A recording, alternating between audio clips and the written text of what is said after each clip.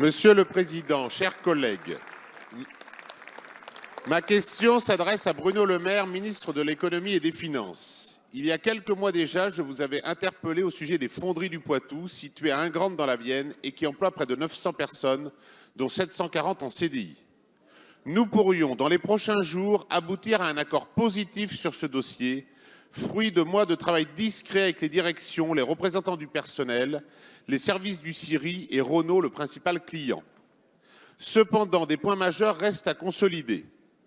Tout d'abord, la capacité du repreneur à reprendre un maximum de salariés tient à l'engagement du principal client, Renault donc, sur des volumes d'activité dans les 3 prochaines années pour laisser le temps de la reconversion et les moyens de la modernisation.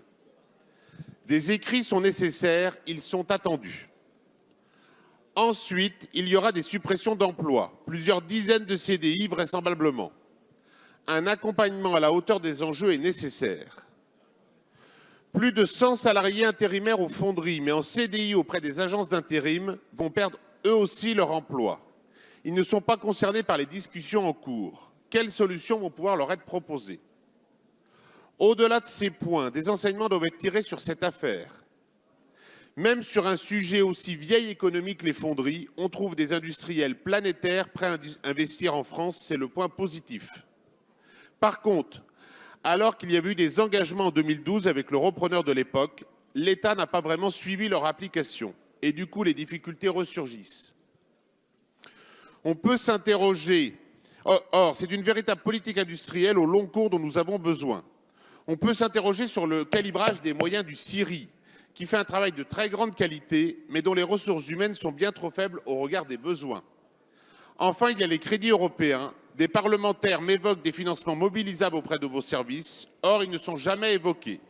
Pourriez-vous nous éclairer sur ce sujet? Je vous remercie. Merci, cher collègue. La parole est à monsieur Bruno Le Maire, ministre de l'Économie et des Finances.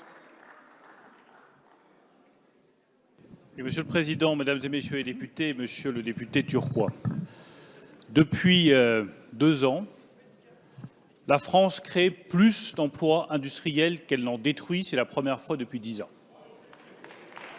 Depuis 2 ans, la France ouvre plus de sites industriels qu'elle n'en ferme. C'est la première fois depuis 10 ans.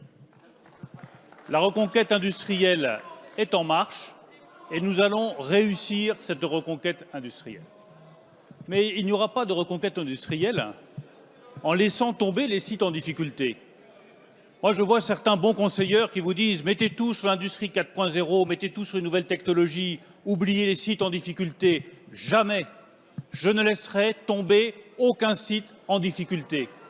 Je l'ai fait pour Arjowiggins, je l'ai fait pour Ascoval, je l'ai fait pour Ford Blanquefort et j'ai reçu ce matin les représentants des salariés de Blanquefort pour travailler à la réindustrialisation du site. Et je l'ai fait pour les fonderies du Poitou, où grâce au travail des services, des élus locaux, nous avons désormais, avec Liberty, une offre de reprise solide sur laquelle nous allons continuer à travailler.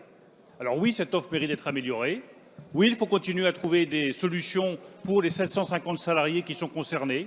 Oui, nous allons poursuivre les discussions avec Renault pour que le volume de commandes soit suffisant pour le repreneur. Mais je le redis, nous ne bâtirons pas l'avenir industriel de la France sans apporter des solutions à tous les sites en difficulté et sans continuer à nous battre pour la revitalisation de l'ensemble des sites qui connaissent des difficultés aujourd'hui en France. Vous pouvez continuer à compter sur ma mobilisation totale.